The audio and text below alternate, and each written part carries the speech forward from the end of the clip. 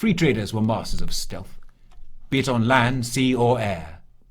Ships or airships were blackened, as were sails and envelopes, making them nigh impossible to see, even at close range on a moonless night. Sea-bound and sky-bound crew were forbidden so much as to light a pipe, for even the short-lived flame of a match could be seen from miles away out on or over the sea.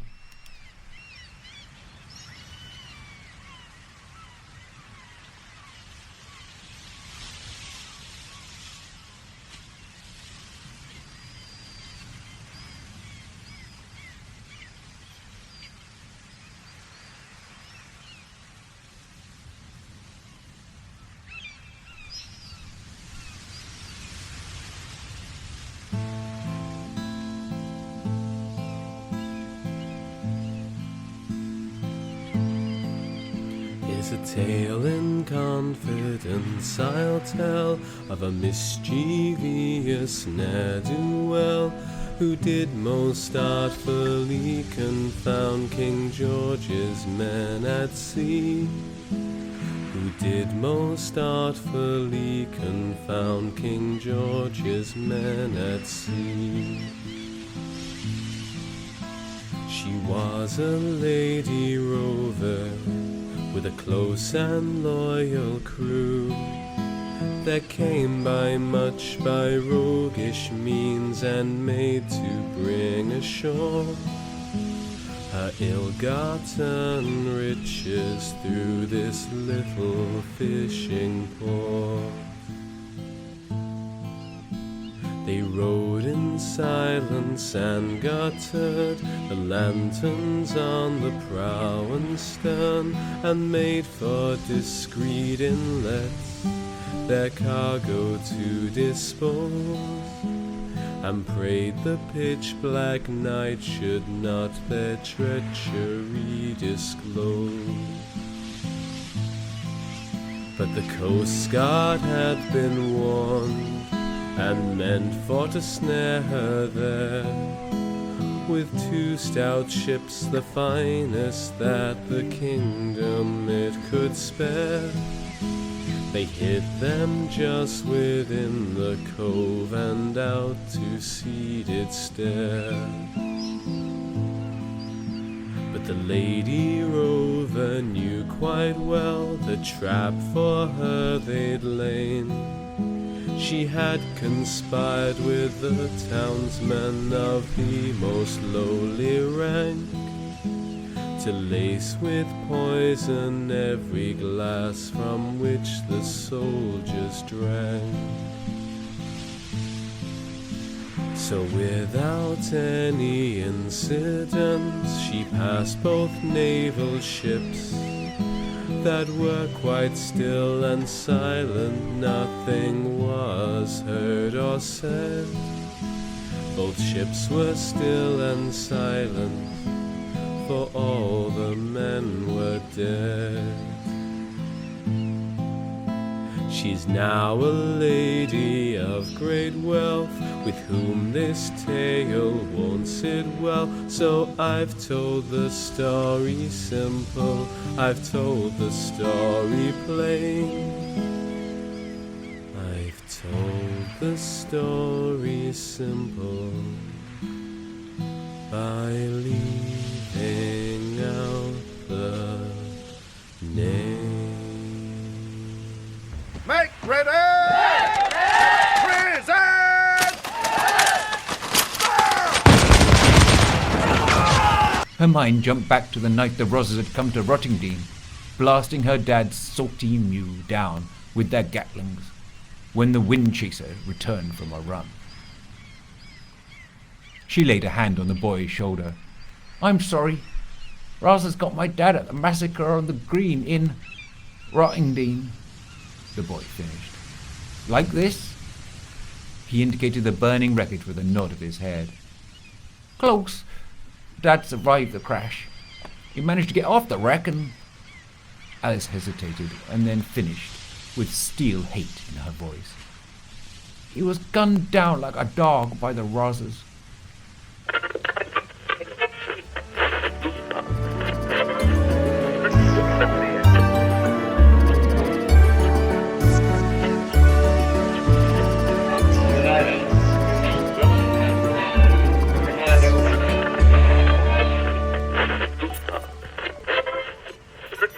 This is New Albion calling.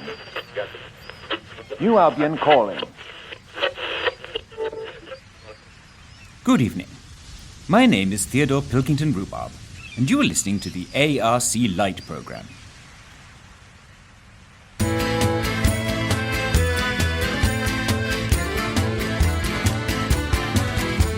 I'm always dressed in stunning attire, donning hat and cravat the day I retire. As a gentleman of fortune, I must appear honourable and makes my behaviour far more tolerable. I sail the ship and collect my dues from English, French and Spanish crews. I've said it before, but just for clarity, I deny all accusations of piracy. That's right, these are off and a can and a rake, but a gentleman of that, make no mistake.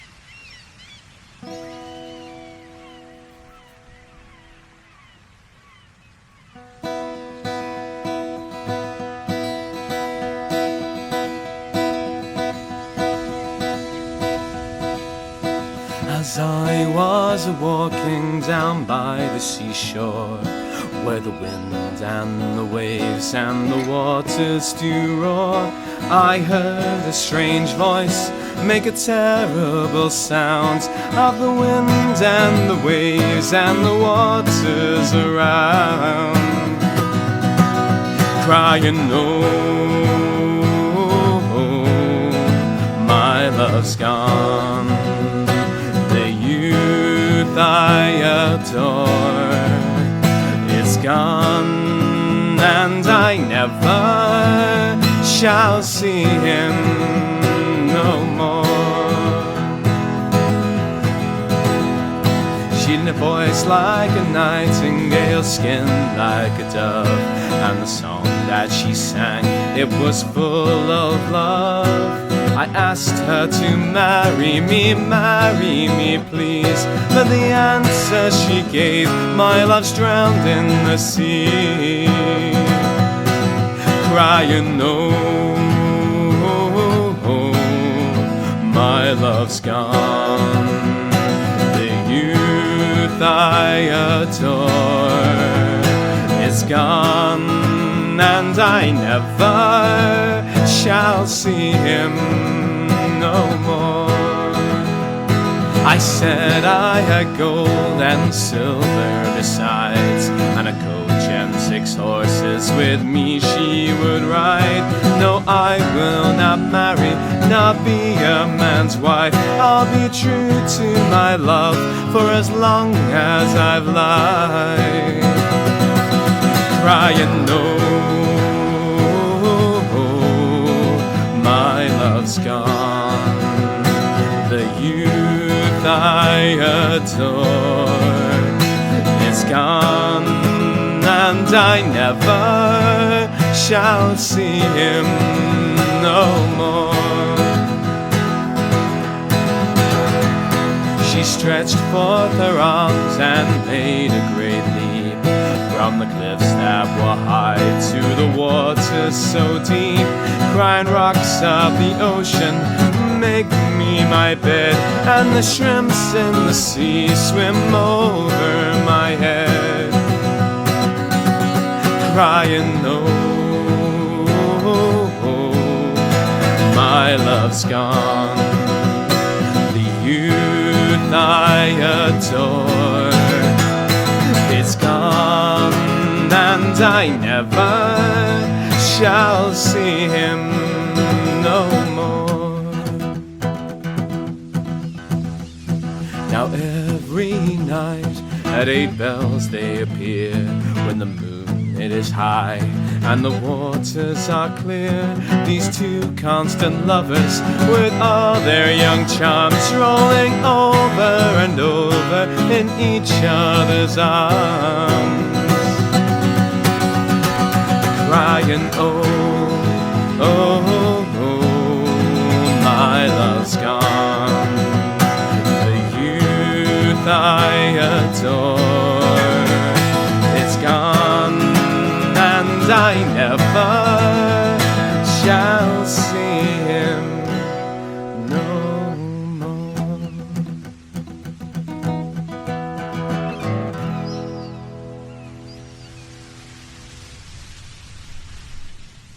Alice's attention was drawn back to the 3 hunters in the martlet's upper wake. Bright lights flashed with audible hisses, and then formed steady beams which began to sweep through the night. Alice had seen gas-powered searchlights before, their bright, angular tentacles probing the night from land-based positions along the coast. It was much scarier this time. The lights closer by, the beams eager to find and light up the sky skiffs. "Goggles!" Tucknut said. Alice slipped her goggles over her eyes. The searchlight beams had already diminished their night vision, but if the martlet was caught in one of the beams, the crew would be temporarily blinded precisely at the moment when every second counted. The sweeping beams came ever closer as the hunters continued to gain on their quarry. Alice could hear the searchlights hissing.